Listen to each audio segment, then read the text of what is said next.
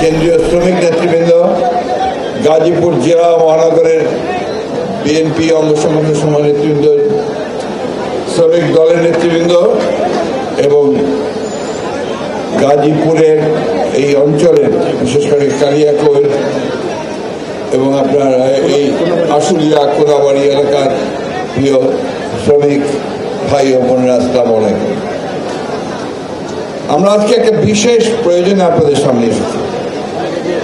আমরা এখানে কোনো জনসভা করতে আসিনি। আজকে আমরা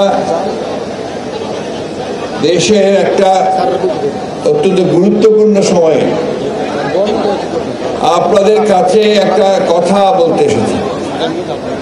সেই কথাটা হচ্ছে যে আপনারা সবাই জানেন, আমরাও সবাই জানি যে আমরা দীর্ঘ 14-15 বছর ধরে সংগ্রামের পরে আমরা এই দুঃশাসন থেকে, ফ্যাসিবাদের হাত থেকে মুক্তি পেয়েছি, তাই না?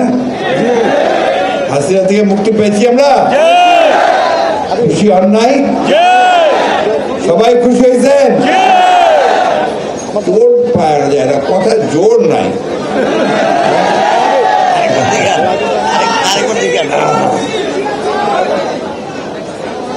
হাসিনা তো শুধু চলে যায় নাই তা না, সে পালাই গেছে না? আপনারা খুব বড় স্লোগান দেন, পলাইছে পলাইছে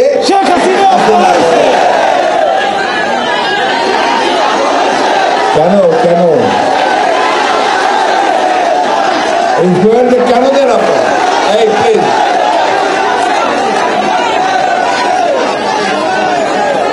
কারণ এই শেখ হাসিনা দীর্ঘ 14-15 বছর ধরে এই বাংলাদেশের মানুষের উপর অত্যাচার নির্যাতন করে, ভাইয়া প্লিজ, অত্যাচার নির্যাতন করে আমাদের অসংখ্য মানুষকে হত্যা করেছে, শ্রমিককে হত্যা করেছে, ছাত্র হত্যা করেছে, এমনকি তারা নারীদেরকে হত্যা করতে দ্বিধাবোধ করেনি।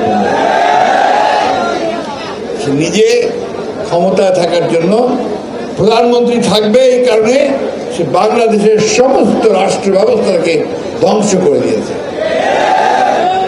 কি দিয়ে ধ্বংস করার চেষ্টা করছে? এই সরকারের যে আপনার আমাদের রাষ্ট্রের, বাংলাদেশের রাষ্ট্রের যে বিভিন্ন প্রতিষ্ঠানগুলো আছে, বিশেষ করে পুলিশ বাহিনী, তাকে ব্যবহার করছে, তাই না? তাকে ব্যবহার করে, তাকে দিয়ে গুলি করে হত্যা করে, মিথ্যা মামলা দিয়ে জেলে নিয়ে গিয়ে নির্যাতন করে, অকথ্য অত্যাচার করে বাংলাদেশের মানুষকে একটা ভীতির রাজত্বে নিয়ে গেছে, তাই না? তাই সে যখন ছাত্র শ্রমিক জনতার আন্দোলনের মধ্যে দিয়ে পালিয়ে গেছে, তখন এই দেশের মানুষ হাফ ছেড়ে বাঁচছে। এখন যাই হোক, আমাকে দম ফেলতে পারতেছি তো না, রাত্রে একটু আরাম করে শুতে পারতেছি না, তো খালি মনে হয় এই বোধহয় পুলিশ আসলো, এইবারে আওয়ামী লীগের সন্ত্রাসীরা আসলো, তাই না? ঠিক কিনা বলেন? ওই জায়গা থেকে বের হয়ে আসছি তো, এই জন্যই মানুষ একটু আনন্দ করে বলে পলাইছে পলাইছে শেখ হাসিনা। এই যে শেখ হাসিনা পলাইছে, এটা ঠিক, কিন্তু তার যে প্রেতাত্মা, ভূত, সেই ভূতগুলো এখন এই দেশের মধ্যে আছে।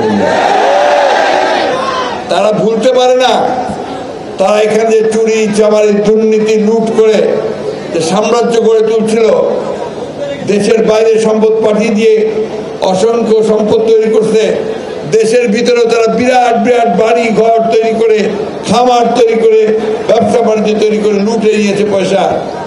ওই যারা করেছে তারা এটা ভুলতে পারে না, তারা ভাবে আবার যদি শেখ হাসিনাকে ফিরে আনতে পারতাম আবার লুট করতে পারতাম।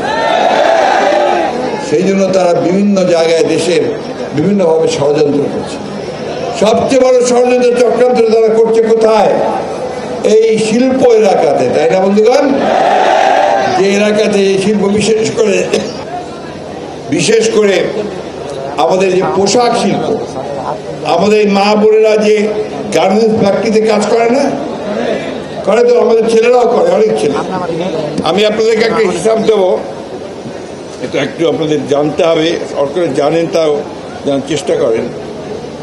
আমাদের 2023 সালে বাংলাদেশ থেকে আমরা যত রপ্তানি করেছি তার মধ্যে 85% এসেছে আপনার এই পোশাক খাত থেকে, এবং এই পোশাক খাত থেকে আমাদের আয় হয়েছে $47.38 বিলিয়ন, অর্থাৎ বাংলাদেশি টাকাতে 5,66,73,000 টাকা, 73,000 কোটি টাকা। অর্থাৎ এইটাই হচ্ছে মূল আমাদের যে আয়, বাইরের থেকে যে ডলার আমরা আয় করি।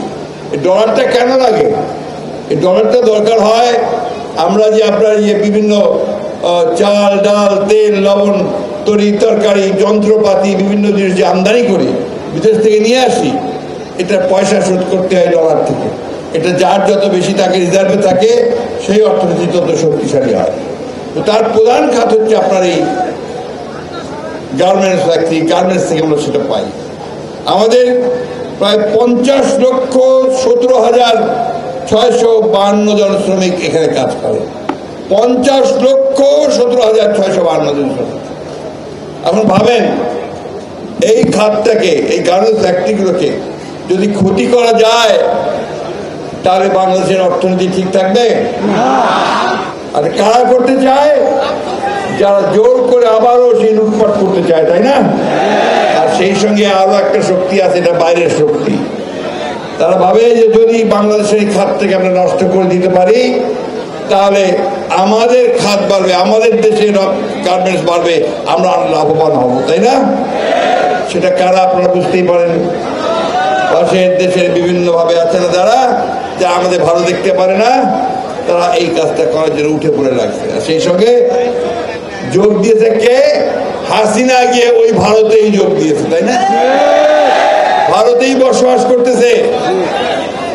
আমরা বারবার করে বলেছি, ভারতের কাছে অনুরোধ করেছি যে আপনি এমন একজন খুনি কে জায়গা দেবেন না, গণহত্যা যে করেছে তাকে জায়গা দেবেন না, যে আমাদের বাংলাদেশে গণতন্ত্র ধ্বংস করেছে, মানুষকে খুন করেছে এবং অনেক গণহত্যার আসামি হয়েছে, তাই না?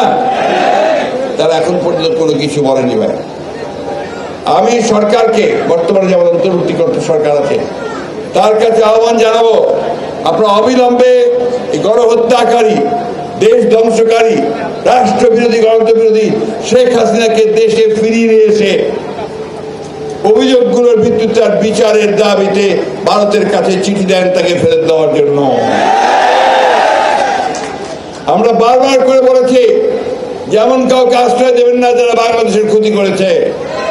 এটা আমরা আবারও ভারতের কাছে অনুরোধ জানাচ্ছি, দয়া করে এই গণহত্যাকারী, মানুষ খুনকারী, খুনি হাসিনাকে দেশে ফেরত পাঠাবার সকল ব্যবস্থা করুন। সরকারকে আবার বলছি, আপনি তার জন্য যে আইনগত ব্যবস্থা আছে সেই আইনগত ব্যবস্থাগুলো গ্রহণ করুন। বন্ধুগণ, সেখানেই আজকের এই সভা। ওই শয়তানরা বুঝবে না, কিন্তু আমরা যারা মানুষ আছি, সাধারণ মানুষ আছি, আমার সামনে তরুণ যুবকরা সবাই আছে, তাই না? এই দেশটার জন্য তোমরা অনেক কষ্ট করেছো। আমাদের ছাত্ররা প্রাণ দিয়েছে না?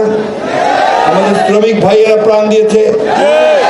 আমার একটা হিসাবে, প্রথম আলোর প্রথম যে হিসাব, তাতে আমি যে আপনার ওই যারা আহত হয়েছে, বুলেটে আহত হয়েছে, বিভিন্নভাবে ক্ষতিগ্রস্ত হয়েছে, গুলিতে আপনার পুলিশের, আমি হাসপাতালে দেখতে গিয়েছিলাম, পোস্টবুক হাসপাতালে।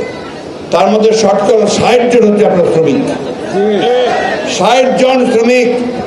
কেউ আপনার গার্মেন্টসের শ্রমিক, কেউ চায়ের দোকানে কাজ করে, কেউ আপনার আপনার এই আপনার লেদ মেশিনের যে ফ্যাক্টরি আছে সেখানে কাজ করে, পরিবহন শ্রমিক, এই সব মিলিয়ে আপনার এই শ্রমিকগুলো আছে। এই শ্রমিক ভাইদের অবদান কোনো অংশে কম নয়। আমি কাউকে এখানে ছোট বড় করে দেখতে চাই না, কিন্তু সত্য কথা হচ্ছে এটা, যে আজকে বাংলাদেশের সমগ্র মানুষের ত্যাগ তিতিক্ষার বিনিময়ে, তাদের রক্তের বিনিময়ে আজকে এই আমরা হাসিনা মুক্ত হতে পেরেছি, ফ্যাসিবাদ মুক্ত হতে পেরেছি। এটাকে রক্ষা করার দায়িত্ব কার?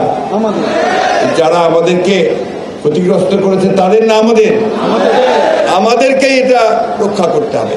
বন্ধুগণ, সেই জন্য যখন প্রথম গোলযোগ শুরু হয়েছে, আমরা আপনাদের এখানকার বিএনপি নেতা আছেন, শ্রমিক নেতা আছেন, তাদের সকলকে অনুরোধ করেছি যে আপনারা অবিলম্বে আপনারা এই এলাকাগুলোতে যান, শ্রমিক ভাইদেরকে নিয়ে আমাদের বিএনপি নেতাকর্মীদের নিয়ে সেই জায়গায় আপনারা অবশ্যই একটা রক্ষাব্যূহ তৈরি করেন, যেন কেউ কোনো ক্ষতি করতে না পারে।